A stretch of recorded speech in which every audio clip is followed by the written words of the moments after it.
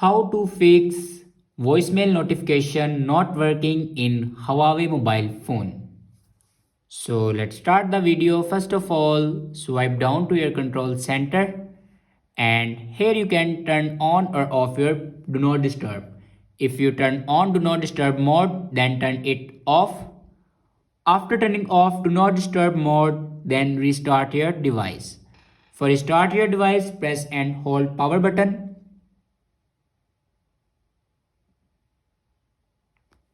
and then click on restart.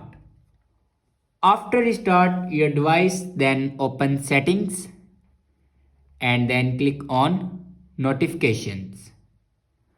Now here you can allow your notifications.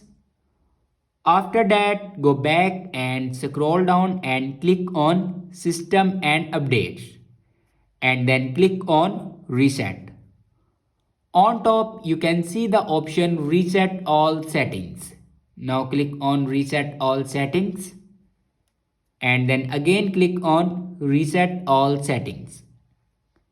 After reset all the settings, your problem will be fixed. I hope this video is helpful for you. Thanks for watching.